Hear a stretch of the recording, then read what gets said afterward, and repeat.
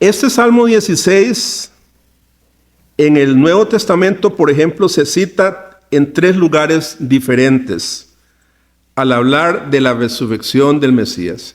Porque esto es lo que trata el Salmo, de la resurrección de Cristo, un tema vital, ¿verdad?, para la iglesia del Señor. Pablo dice que si no hay resurrección, nuestra fe es vana, ¿verdad? Si Cristo no resucitó, vana es nuestra fe, dice el apóstol Pablo. Si notan, al comenzar el Salmo, se menciona una palabra, Mictam de David, ¿verdad? Se nota ahí en la introducción. Y esta palabra tiene un origen incierto. No se sabe a ciencia cierta qué significa, cuál es el significado de Mictam. Martín Lutero tradujo esa palabra como joya dorada o joya de oro, ¿verdad? La palabra Mictam la tradujo Martín Lutero como, y parece que es una buena traducción, ¿verdad? Una joya dorada, una joya de oro.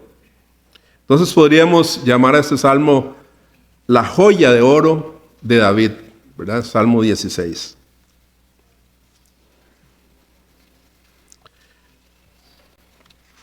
¿Qué más? Bueno, vamos a comenzar entonces con el primer versículo. Dice la palabra del Señor: guárdame, oh Dios, porque en ti he confiado. Escribe David inspirado.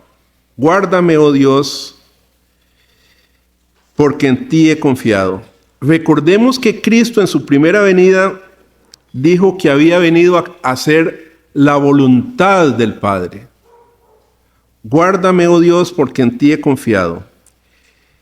Jesús se puso desde el inicio, ¿verdad?, de su ministerio totalmente en las manos del Padre.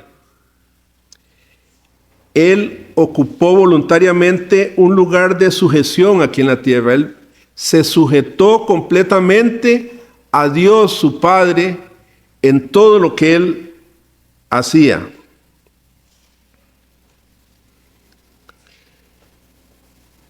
Por el contrario, el hombre natural, hermanos, nosotros, el ser humano natural, pequeño a la vez, todos somos muy pequeños ante el gran, ¿verdad?, universo de Dios. Todos somos pequeños.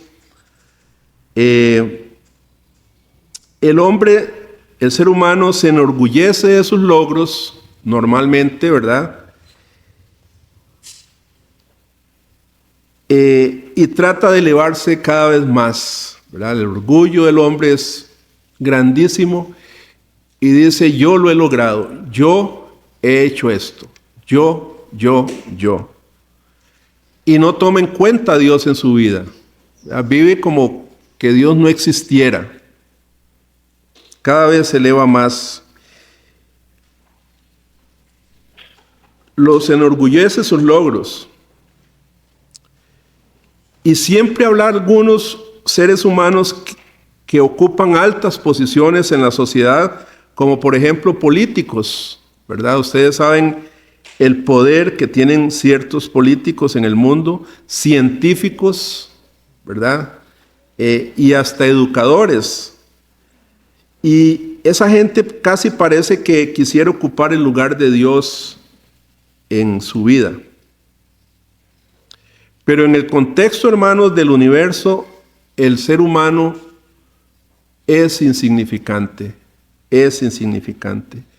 No podemos jugar de nada. Pero Jesús, que no era cualquier ser humano, voluntariamente Él se hizo hombre, tomó nuestra forma de hombre, y Él se sujetó a su Dios, a su Padre. Por eso el primer versículo dice, guárdame Dios porque en ti he confiado. Toda su vida confió en su Padre, hasta el final, ¿verdad? Hasta el final, como hombre. Hermanos, es necesario reconocer entonces que el ser humano es en realidad débil y pequeño. Y esto no le gusta al hombre, que le digan que es pequeño y débil. Pero a la vez me alegro de pensar lo que Dios va a hacer con sus hijos que creen en Él. El ser humano que se arrepiente de sus pecados y cree en Él. David dijo, de nuevo, guárdame, oh Dios, porque en ti he confiado. Ese es David escribiendo. Y este es un magnífico cuadro del Señor Jesucristo, que como siervo de Dios dependió, repito, totalmente de Dios su Padre. No se haga mi voluntad, sino la tuya, decía el Señor, ¿verdad? También, como dije, es un cuadro de David, y espero, mi hermano, que sea un cuadro que nos represente, que le represente a usted y a mí en toda nuestra vida, esa dependencia de Dios constante. Dios, en las mañanas, cuando nos levantamos, pongo este día en tus manos, Señor. Si usted no me guía, mejor ni me levanto, ¿verdad? Guíame en mi trabajo, guíame como padre, ¿verdad? Guíame como madre para hacer un buen trabajo con mis hijos. O sea, total dependencia de Dios, ¿verdad? Y eso es lo que vemos en el primer versículo. En el segundo versículo dice, oh alma mía, dijiste a Jehová, tú eres mi Señor. No hay para mí bien fuera de ti. Vea qué dependencia. Tú eres mi Señor, no hay para mí bien si usted no está conmigo. Cuando usted viaja por una carretera hace poquito, me encanta viajar por la costanera, ¿verdad? Yo sé que muchos de ustedes han viajado, han hecho ese viaje por la costanera hasta la zona sur, ¿verdad? Lindísima, esa carretera es preciosa y se ven unos paisajes hermosísimos. O cuando usted camina por el sendero de una montaña o cuando anda a la orilla del mar, usted puede levantar su rostro y decir, tú eres mi Señor, el Creador y Redentor, ¿verdad? Cuando usted va contemplando la naturaleza, la creación de Dios, ¿le ha dicho usted alguna vez al Señor, Señor, tú eres mi Señor, tú eres el Creador, mi Creador y mi Redentor? Porque nuestro Padre Celestial, hermanos, que nos hizo a su imagen, quiere que nos acerquemos a Él y que digamos, tú eres mi Señor, tú eres mi Señor. Se lo ha dicho de corazón últimamente, mi Dios, mi Señor, tú eres mi Creador y mi Señor. ¿O somos como aquellos orgullosos que Jesús hablaba en Mateo 7, 22, 23, cuando Él dijo, muchos me dirán en aquel día, Señor, Señor, no profetizamos en tu nombre, no echamos fuera demonios y en tu nombre hicimos muchos milagros? Y entonces Jesús les responderá, les declararé, nunca os conocí, apartados de mí, hacedores de maldad. Estas personas le llamaban Señor, Señor, pero ni siquiera lo conocían. Porque Jesús les dice, yo no los conozco. Ustedes no me conocen a mí, yo no los conozco a ustedes. Pero ellos decían, Señor, Señor. Hermanos, cuando llamemos Señor a Jesús, debemos hacerlo en serio. No como algunos dicen, ay Señor, ¿verdad? Se me olvidó tal cosa, ay Señor. Y Señor para aquí, Señor para... ¿Cuál Señor? ¿A cuál Señor se está refiriendo usted? Cuando usted dice, ay Señor. Y a esos Jesús no conoce. Cuando se toma su nombre así, Debemos hacerlo en serio, es decir, pensando realmente lo que significa para usted que Él es su Señor. Que Él es su Señor en el caso de que sea su Señor. Versículo 3, para los santos que están en la tierra y para los íntegros es toda mi complacencia. ¿Para quiénes es la complacencia de Dios? Para los que son fieles aquí en la tierra. Él es el Señor. Y como el versículo 3 lo dice, ese privilegio no pertenece a todas las personas, ¿verdad? La complacencia de Dios no es para todos. Versículo 4, se multiplicarán los dolores de aquellos que sirven diligentemente a otro Dios. Y muchos acá dirían, de ahí yo no sirvo a otro Dios.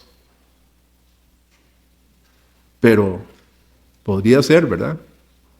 Dice, se multiplicarán los dolores de aquellos que sirven diligentemente a otro Dios. No ofreceré yo sus libaciones de sangre, ni en mis labios tomaré sus nombres. Hermanos, hay solamente un Dios, pero algunos están siguiendo a otros dioses, y a veces sin darnos cuenta, los mismos cristianos están siguiendo a otros dioses, y a veces ni se dan cuenta. En el Antiguo Testamento vemos que la gente tenía diferentes dioses a los que adoraban. Muchos dioses tenían. Por ejemplo, en los días de David era Dagón, el famoso Dagón, ¿verdad? Y Baal. Pero hoy en día, hermanos, pueden haber muchísimos más dioses de los que ustedes imaginan.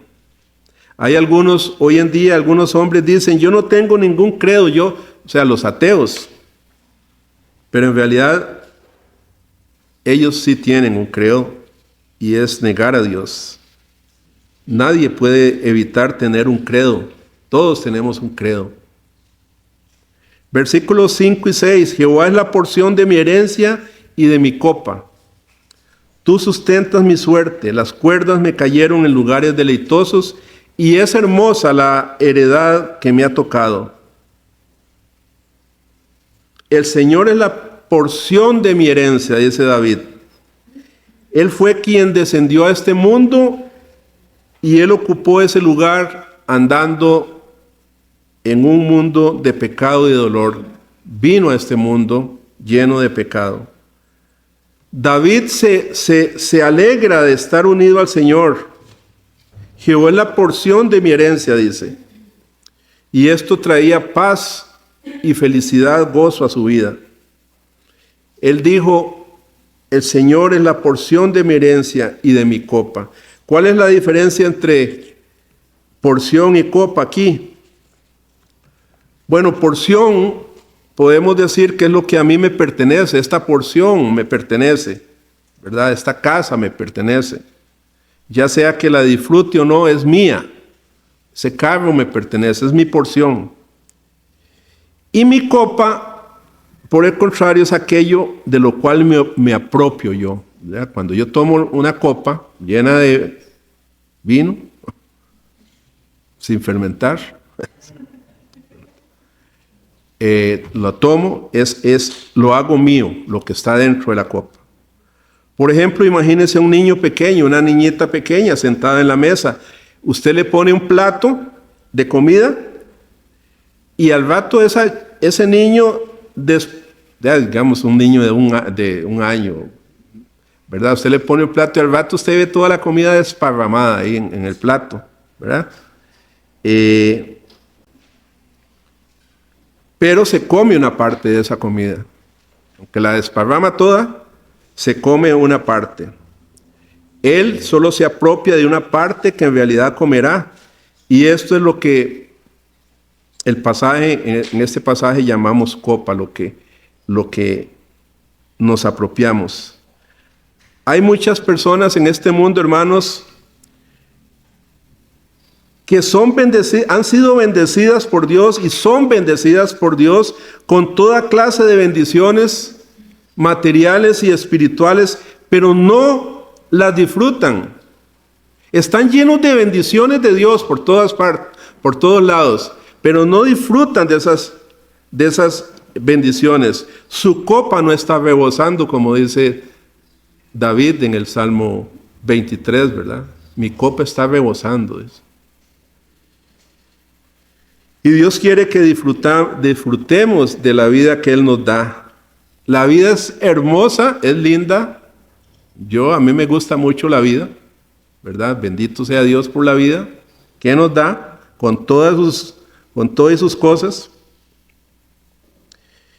Dios quiere que disfrutemos de la vida. Jesús mismo dijo en Juan 10:10 que Él vino para que tengamos vida y para que la tengamos ¿cómo? En abundancia. Pero a veces, hermanos, Dios nos llena de bendiciones y como son tan rutinarias, todos los días me despierto, me levanto en mi cama. Hermanos, el solo hecho de levantarse de la cama es una super bendición, ¿verdad? ¿Cuántas personas no pueden levantarse? ¿O cuántas personas no pueden ver?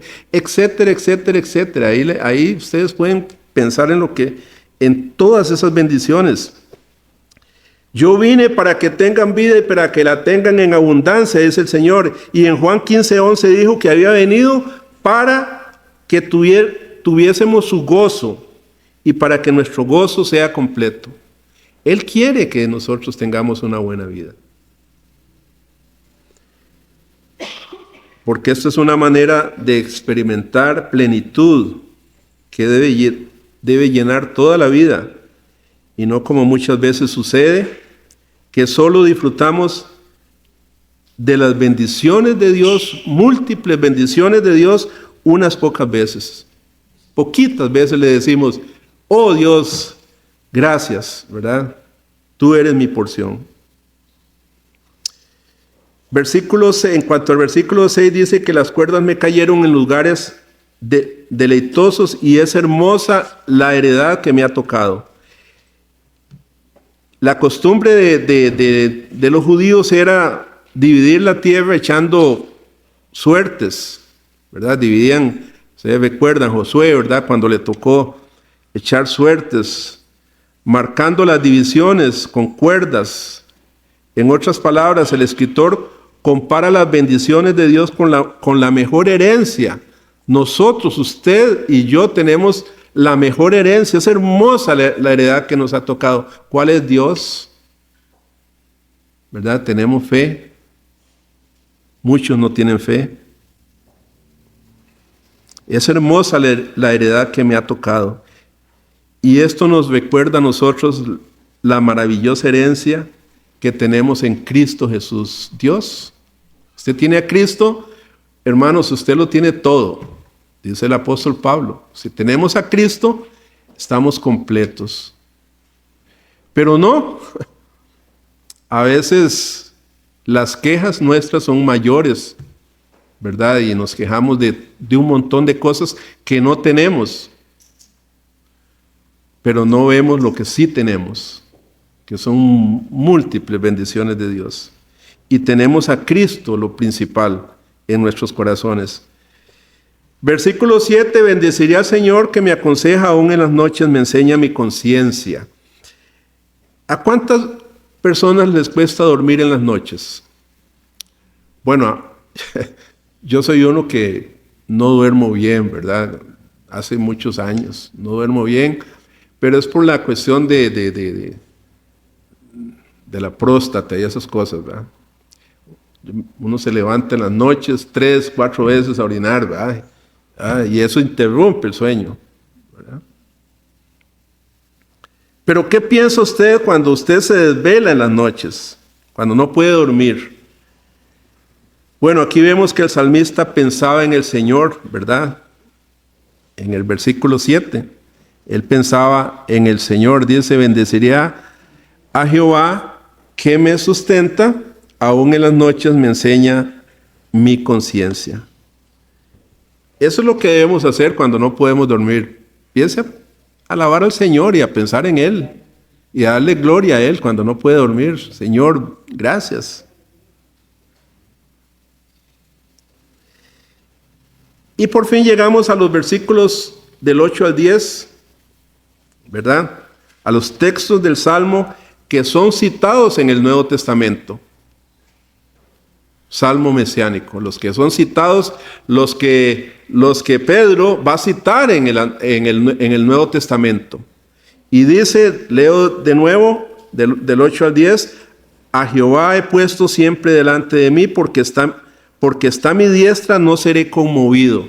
Aquí ya se está refiriendo directamente a Cristo.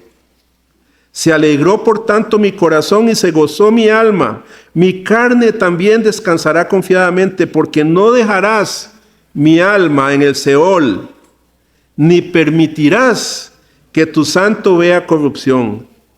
Este es el salmo de la resurrección del Señor Jesucristo en el Antiguo Testamento, profetizando su resurrección.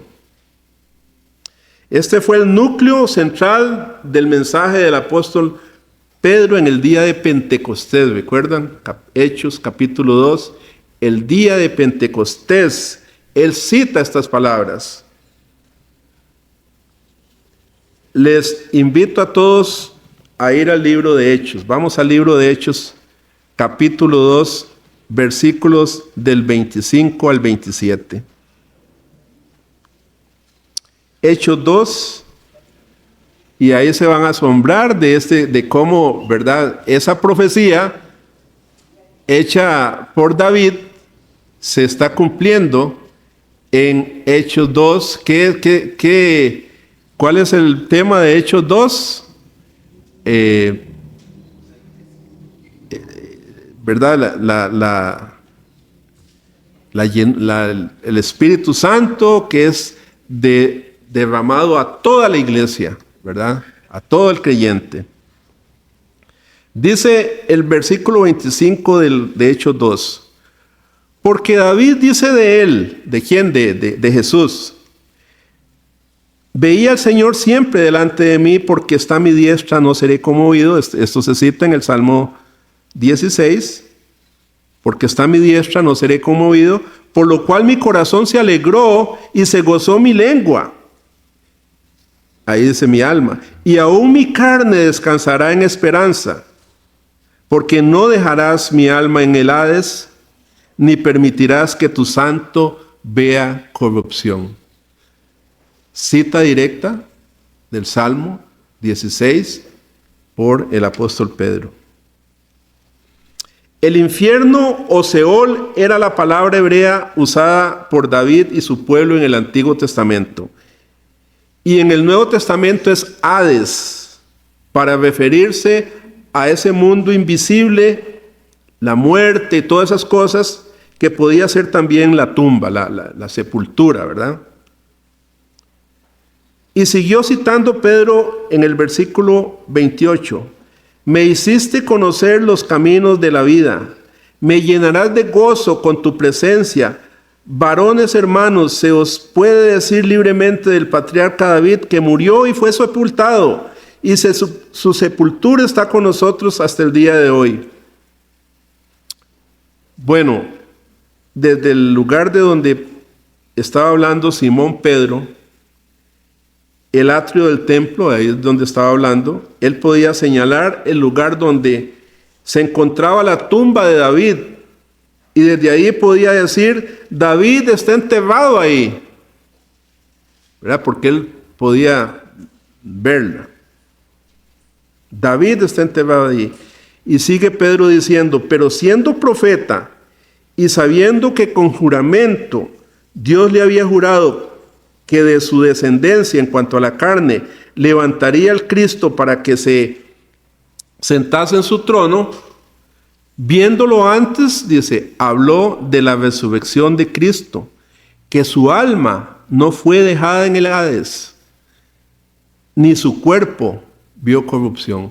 Ven, hermanos, que por eso, ¿verdad? Es lindo conocer la Escritura, estudiar la Escritura y ver la relación que hay cuando se citan esos como dice el profeta, como dijo el profeta, para que podamos amarrar bien y entender mejor. Aquí Pedro dice claramente que el Salmo 16, versículos del 8 al 10, se hablaba ya de la resurrección de Cristo. David estaba escribiendo una profecía de la resurrección de Cristo. Pero Pedro dice más en Pentecostés, en los versículos 32 al 36, siempre estemos en Hechos 2, 32 al 36, dice: a este Jesús resucitó Dios. Ya habla más directamente. A este Jesús resucitó Dios, de lo cual todos nosotros somos testigos. Todos los discípulos habían visto a Jesús resucitado. Todos somos testigos, dice. Así que, exaltado por la diestra de Dios y habiendo recibido del Padre la promesa del Espíritu Santo, ha derramado esto que vosotros veis y oís, porque David no subió a los cielos, pero él mismo dice: dijo el Señor a mi Señor, siéntate a mi diestra, hasta que ponga a tus enemigos por estrado de tus pies. Sepa pues ciertísimamente toda la casa de Israel, que a este Jesús, a quien vosotros crucificasteis, Dios le ha hecho Señor y Cristo. Y nosotros somos testigos, dice. Nuestros ojos lo vieron. Muchos niegan la resurrección de Cristo, muchos liberales hoy en día, ¿verdad?, niegan esos milagros. No puede ser eso. Pero Pedro está diciendo, aquí nosotros somos testigos, lo hemos visto. El apóstol Pablo también cita el Salmo 16. En el mismo libro de Hechos, vamos al capítulo 13, Hechos 13, 35 al 37. Entonces ya vimos que Pedro, ahora Pablo, en el 13, versículos 35 al 37, leemos ahí. Dice: por eso también dice en otro salmo: no permitirás que tu santo vea corrupción. Lo que cita el Salmo 16. Porque a la verdad David, habiendo servido a su propia generación según la voluntad de Dios, durmió, es decir, murió, y fue reunido con sus padres y vio corrupción. El cuerpo de David entonces David no se estaba refiriendo a él en este salmo, en estos versículos. Mas aquel a quien Dios levantó, Jesús, no vio corrupción. ¿Verdad?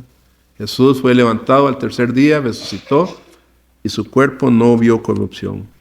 Así que, hermanos, podemos ver que Pablo también consideró este Salmo 16 como el de la resurrección de Jesús. Y realmente el contenido de este Salmo, hermanos, es notable. Regresemos al Salmo 16, de nuevo. Regresemos al Salmo 16. En el versículo 8, nosotros podemos leer: a Jehová he puesto siempre delante de mí, porque está a mi diestra, no seré conmovido. Aquí se está hablando, este salmo se refiere a la vida de Cristo. Toda su vida, como dije al principio, fue sometida a su Padre. A Jehová he puesto siempre delante de mí, porque está a mi diestra, no seré conmovido. Este, hermanos, es el camino que Cristo siguió aquí en la tierra cuando estuvo con nosotros. Y ese es el camino que todo buen creyente, usted y yo, hermanos, quisiéramos y deberíamos seguir también. Y deberíamos repetir todos los días en nuestras vidas: al Señor he puesto siempre delante de mí. Y ahí es cuando yo digo que cuando nos levantamos de nuestras camas, debemos poner al Señor delante de ese día que Dios nos está permitiendo vivir. Porque al Señor he puesto delante de mí. Versículo 9, el salmista nos habla de la muerte de Cristo. Aquí nos habla de su vida aquí en la tierra, que era sometida totalmente a Dios. En el versículo 9 nos habla de la muerte de Cristo. Leamos: se alegró por tanto mi corazón y se gozó mi alma, mi carne también reposará confiadamente. Él murió sobre la cruz del Calvario, sabiendo que Dios le iba a levantar de los muertos. Él ya sabía eso. Y eso era su consuelo, ¿verdad? Por eso dice, se alegró mi corazón, porque mi carne también reposará confiadamente. Hermano, ¿qué piensa usted de su propia muerte? Porque usted y yo un día ciertamente vamos a partir de aquí. Recuerden que esto es un peregrinaje. Usted y yo estamos como en un hotel, ¿verdad? De paso. No se apegue, yo le digo a la gente, no tenga tanto chunche. Usted ha visto cuando uno viaja ligeramente, ¿verdad? Usted va a Punta Arenas un día, usted se lleva lo mínimo ahí. Usted no lleva carga porque usted sabe que usted va a regresar pronto a su casa. Entonces no se haga de tanto chunches. Esa es la tendencia del ser humano, hacerse de muchos chunches. Y después no pueden viajar libres, ¿verdad? Livianamente. Ahora que fui a Golfito con Tito, le decía a Teresita, écheme 2 calzoncillos. ¿Cómo 2 calzoncillos? Vas a estar 4 días, dice. Bueno, eche los 4, pero lo mínimo. Y mi esposa siempre está bien preparada y me llena esa bolsilla ahí esa valijita, ¿verdad? Pero a mí me gusta viajar así. Hermanos, otra vez, ¿qué piensa usted de su propia muerte? ¿Usted cree y está seguro en su corazón que Dios le va a levantar a usted de entre los muertos? ¿Verdad? Esa es una buena pregunta. Yo creo que todos aquí diríamos amén, como dijo mi hermana. Amén. Esa es nuestra fe, la mayoría. Él nos va a levantar de entre los muertos. ¿Cree usted que Dios lo va a levantar de entre los muertos? En el versículo 10 nos habla de la resurrección de Cristo. Leamos. Porque no dejarás mi alma en el Seol, ni permitirás que tu santo vea corrupción. Cuando dice Seol se refiere a la tumba. No dejarás mi alma en el Seol. Vemos aquí un cuadro de la resurrección, ¿no? Él no iba a quedar ahí en esa tumba. Él iba a resucitar. Y por último, vemos la ascensión de Cristo en el versículo 11. Dice, me mostrarás la senda de la vida. En tu presencia hay plenitud de gozo. Delicias a la derecha para siempre. Hermanos, como podemos ver en este hermoso salmo, se profetizó, David profetizó muchos años antes la resurrección del Señor Jesucristo, y así fue citado en el Nuevo Testamento, como hemos visto en estas citas de Pedro, del apóstol Pedro y Pablo.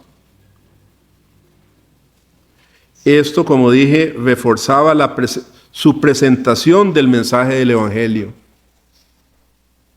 ¿Verdad? Ellos andaban evangelizando y esto reforzaba el mensaje.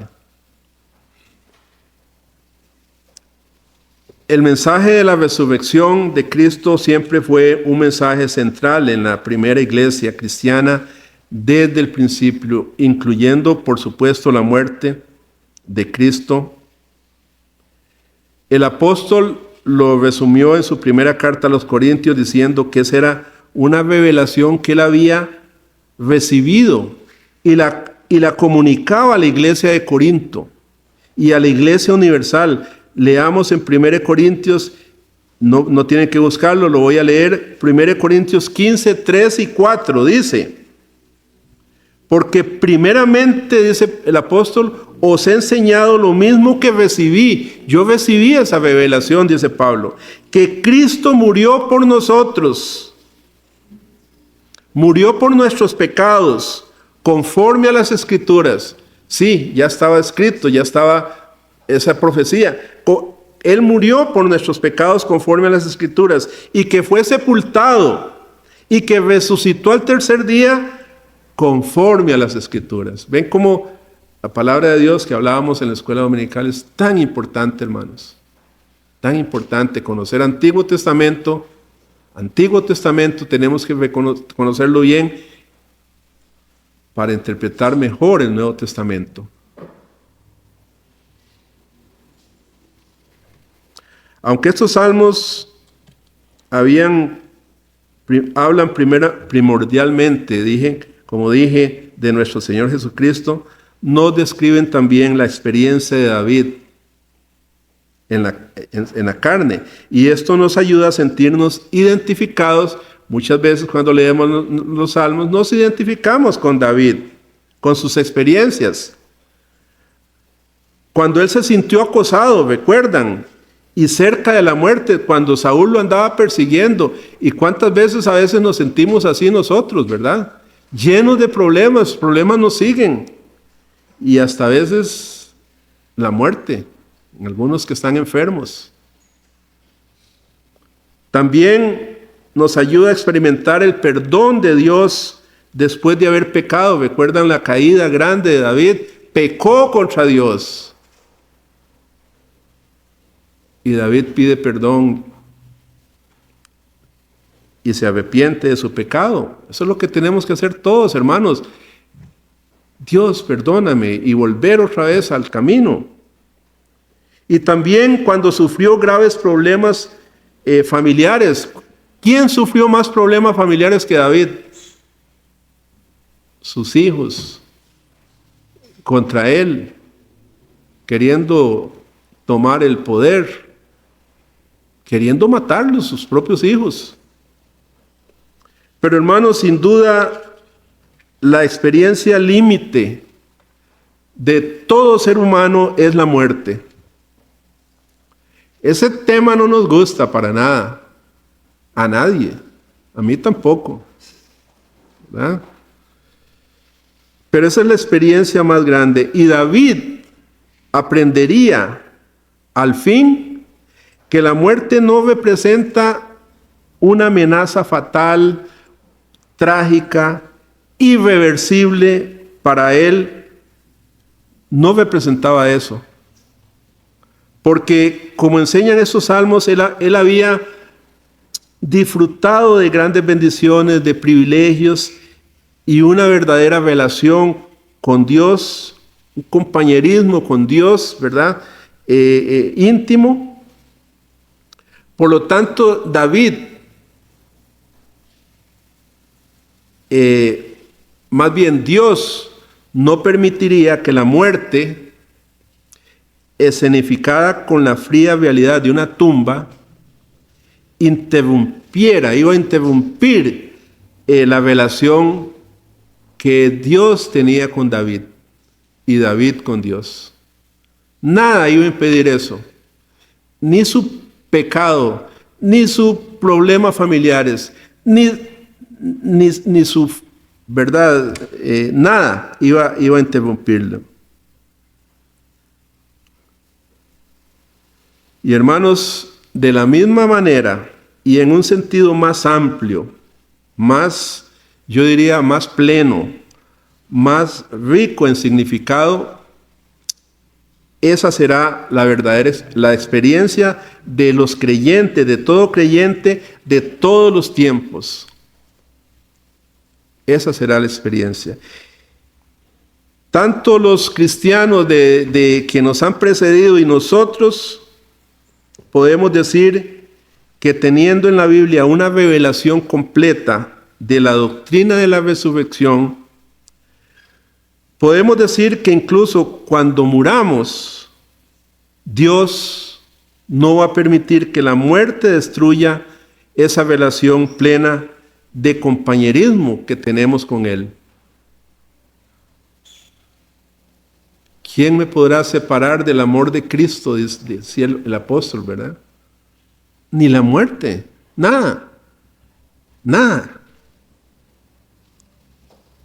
Dios no permitirá que la muerte destruya esa relación que Él tiene con nosotros de compañerismo, con cada uno de nosotros, aunque nosotros no seamos tan buenos, ¿verdad? El apóstol Pablo declaró enfáticamente y con toda confianza en 1 Corintios 5:8 que cuando los cristianos se ausenten de este cuerpo, dice, cuando usted deje este cuerpo, estarán con el Señor. Amén. Qué lindo, ¿verdad? Qué certeza tiene un creyente en Jesucristo. Cuando se ausente de este cuerpo, estarán con el Señor. Y en su carta a los Filipenses, capítulo 1, versículo 23, a veces dice Pablo que no sabía para él que era mejor, si era mejor permanecer en esta tierra sirviendo al Señor o partir con el Señor. Porque también tenía deseo de partir de este mundo. Sí, dice Pablo, tengo mucho trabajo, hay mucho que hacer en la iglesia, como hablábamos de la escuela dominical, con nuestros dones y talentos, poniéndolos al servicio del Señor. Hay mucho que hacer, muchísimo. Pero él tenía también deseo de partir de este mundo. Interesante, ¿verdad? ¿Cuántos tienen ganas de morirse? Creo que nadie, ¿verdad? Pero Pablo podía ver con sus ojos de fe, ¿verdad? Esa gloria que le esperaba. Ese hermoso lugar. Y por eso él decía, no sé qué hacer, si quedarme o irme. Estar con Cristo, dice él, lo cual era muchísimo mejor. ¿Cuántos tenemos ese pensamiento? Sí, quisiera ya partir porque estar con Él es muchísimo mejor que estar aquí, ¿verdad? Sí, hermanos, esta expresión de fe es posible para todo creyente porque Cristo conquistó la muerte y también, como afirmó el apóstol en 1 Corintios, que es el capítulo de la resurrección, 15:23, Cristo resucitó en primer lugar como primicias, ¿verdad? Él es las primicias, es decir, como el primer fruto de la cosecha. Y después, en el momento que Cristo vuelva, resucitarán todos aquellos que le pertenecen. Amén. Qué lindo, vean, hermanos, ustedes y yo tenemos hermosísimas promesas y esperanzas. Esta tierra aquí no es todo, hermanos. Esto es un hotelillo nada más. Estamos de paso. Estamos de paso. Vemos que dicen, lo mejor está por venir. Lo mejor está por venir para cada uno de nosotros. Para cada uno de nosotros. Él es las primicias. Por eso dejó también estas hermosas palabras en 1 Tesalonicenses 4, versículos 16 al 18, que dicen, porque el Señor mismo con voz de mando, con voz de arcángel y con voz de trompeta de Dios descenderá del cielo y los muertos en Cristo resucitarán primero. Luego nosotros, los que vivimos y los que hayamos quedado, seremos arrebatados juntamente con ellos en las nubes para recibir al Señor en el aire y así estaremos siempre con el Señor. Qué bellas palabras. Por lo tanto, dice, si ustedes tienen esa esperanza, alentados los unos a los otros con esas palabras. Sí, hermano. Sí, ahorita estás enfermo, ahorita estás sufriendo, ahorita te dejó tu novia. Los jóvenes les duele mucho que la novia o el novio los deje, ¿verdad? Hermano, sí, tranquilo. Lo mejor está por venir para usted. Mi hermano, ya para terminar, ¿tiene usted esta esperanza de la resurrección? Amén. ¿Está seguro de que esa será su experiencia?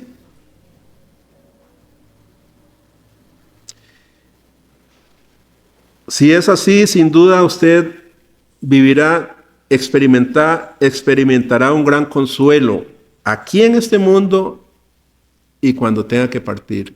Y una gran paz. Y si no tiene la seguridad, no tiene esa seguridad todavía, que puede haber hermanos jóvenes acá, que todavía no tienen esa seguridad de que esta será su experiencia, ¿verdad? Aquí en este mundo y cuando parta, le invito, joven, amigo, amiga, a confiar en el Señor Jesucristo como su Salvador. Amén. Que Dios les bendiga, hermanos. Vamos a orar. Padre, gracias, Señor, gracias por estos hermosos salmos donde vemos estos mensajes hermosos, estas promesas que nos infunden paz y que nos infunden confianza en ti, Señor. Ayúdanos, Señor, a seguir confiando en ti, a seguir siguiendo tus caminos, a seguir, Señor, siendo fieles a ti, sabiendo que hay un Dios que nos ama, que hay un Dios que quiere tener esa relación íntima con nosotros y que nosotros estemos confiados viviendo bajo el abrigo del Altísimo. Señor, muchas gracias por tu palabra. Bendícela, Señor, en cada corazón que ha escuchado este mensaje en esta mañana. En el nombre de Jesús. Amén y amén.